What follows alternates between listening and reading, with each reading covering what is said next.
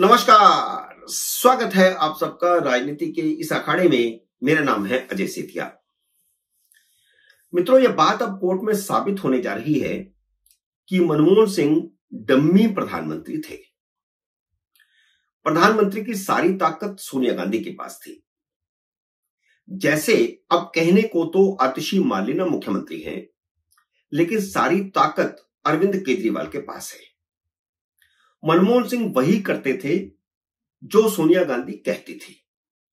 गांधी परिवार के बेहद करीब रहे नटवर सिंह ने हूबहू यही बात अपनी किताब one life is not enough में लिखी है। लेकिन अब जब जामा मस्जिद को ऐतिहासिक महत्व की संरक्षित इमारत घोषित नहीं किए जाने का सवाल खड़ा हुआ है, तो आर्कियोलॉजिकल सर्वे ऑफ इंडिया ने दिल्ली हाई कोर्ट में लिखकर दिया है कि प्रधानमंत्री मनमोहन सिंह ने उन्हें लिखित में दिया था कि जामा मस्जिद को ऐतिहासिक महत्व की संरक्षित इमारत घोषित न किया जाए। यह सबको पता है कि जामा मस्जिद पर बुखारी परिवार का कब्जा है। देश की सारी मस्जिदों के इमाम वक्फ बोर्ड नियुक्त करता है, लेकिन कांग्रेस की कृपा से बुखारी परिवार का बड़ा बेटा ही मस्जिद का इमाम बनता है और उसका पिता जो उस वक्त इमाम होता है वह अपने बेटे को अपना वारिस घोषित करता है और जो इमाम होता है वह खुद को शाही इमाम कहता है। दुनिया के कई देशों में बादशाहत खत्म हो गई। मुगल सम्राट आए और चले गए, अंग्रेज भी आए और चले गए, लेकिन दिल्ली की 400 साल पुरानी ऐतिहासिक महत्व की इमारत जामा मस्जिद पर एक ही परिवार की हुकूमत चल रही है।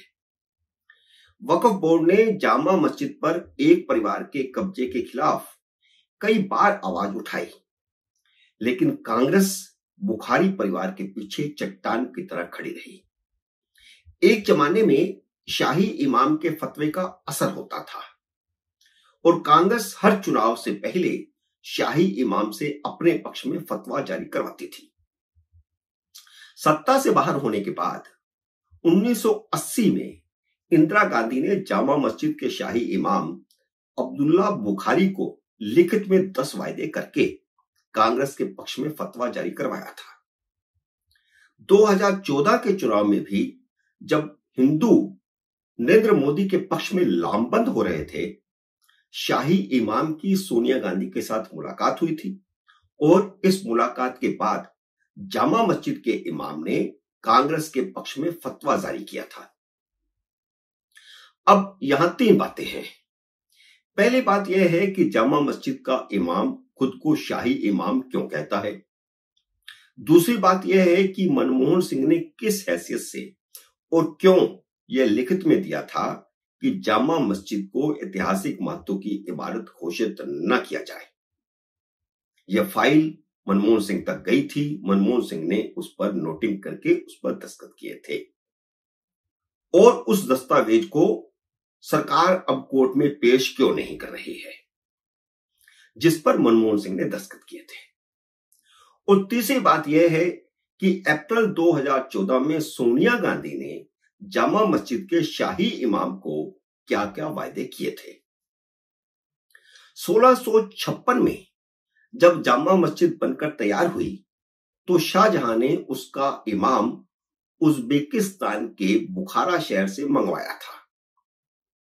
उन्होंने उज्बेकिस्तान के बादशाह से कहा और वहां के बादशाह ने बुखारा से इमाम भिजवाया, जिसका नाम था मौलाना अब्दुल गफूर शाह बुखारी। उसी परिवार का बड़ा बेटा जामा मस्जिद का इमाम बनता है और इस समय उसी परिवार का 19वां वारिस इमाम है। मुगल काल की समाप्ति के बाद जामा मस्जिद का इमाम खुद को शाही इमाम लिखने लगा। अब दूसरी बात, जो आज की सबसे महत्वपूर्ण बात है, वह यह कि क्या सोनिया गांधी ने मनमोहन सिंह से वह काम करवाया था जिस कारण हाई कोर्ट में उनकी इस बुढ़ापे में फजीयत हो रही है। हुआ यह कि जामा मस्जिद को लेकर एक पीआईएल दाखिल हुई है इसी PIL की सुनवाई के समय आर्कोलॉजिकल सर्वे को नोटिस भेजा गया था, अदालत में तलब किया गया और पूछा गया कि जामा मस्जिद को ऐतिहासिक महत्व की संरक्षित इमारत क्यों घोषित नहीं किया गया। और यह मुकदमा पिछले 5-6-7 साल से चल रहा है। आर्कोलॉजिकल सर्वे ऑफ इंडिया ने एफिडेविट देकर के कहा कि प्रधानमंत्री मनमोहन सिंह ने 20 अक्टूबर 2004 को लिख कर दिया था कि जामा मस्जिद को ऐतिहासिक महत्व की इमारत घोषित न किया जाए। अब ये डेट भी बता दी उन्होंने। अदालत ने कहा कि उस फाइल को अदालत में पेश किया जाए, लेकिन 2 बार मौका दिए जाने के बावजूद, और दोनों बार जो मौके दिए गए हैं मोदी सरकार के समय दिए गए, आर्कोलॉजिकल सर्वे ऑफ इंडिया उस फाइल को अदालत में पेश नहीं कर सका है। अब हाईकोर्ट ने तीसरी बार आखिरी मौका दिया है और अगले महीने अक्टूबर में सुनवाई है। संस्कृति मंत्रालय को भी नोटिस दे दिया गया है कि वह उस दस्तावेज को अदालत में पेश करे। इससे पहले हाईकोर्ट ने कहा था कि अगर अधिकारी फाइल पेश करने में अक्षम रहते हैं तो उनके खिलाफ कार्रवाई की जाएगी। पता नहीं अगली तारीख पर सरकार का क्या जवाब होगा, आर्कोलॉजिकल सर्वे ऑफ इंडिया का क्या जवाब होगा। हो सकता है जिस तरह सोनिया गांधी नेहरू संग्रहालय से 51 बक्से उठा करके ले गई जिसमें अनेक दस्तावेज हैं, उसी तरह 2014 के चुनावों से पहले मंत्रालयों से भी कई फाइलें चोरी की गई हों और उनमें से यह फाइल भी हो। अब मैं आखिरी तीसरी बात पर आता हूं। 2014 के चुनावों में कांग्रेस के पक्ष में फतवा जारी करने से पहले जामा मस्जिद के इमाम ने सोनिया गांधी से मुलाकात के दौरान 4 मांगे रखी थी, जिन्हें सोनिया गांधी ने स्वीकार कर लिया था। यह बहुत ही महत्वपूर्ण बात है। पहली मांग यह थी कि आतंकवाद के आरोप में गिरफ्तार सभी मुसलमानों को छोड़ा जाए। दूसरी मांग थी मुसलमानों को शिक्षा के क्षेत्र में आरक्षण दिया जाए। तीसरी मांग थी सच्चर कमेटी और रंगनाथ मिश्र आयोग की सिफारिशें हूबहू लागू की जाए। और चौथी मांग थी सांप्रदायिक हिंसा विरोधी बिल को पास कराया जाए।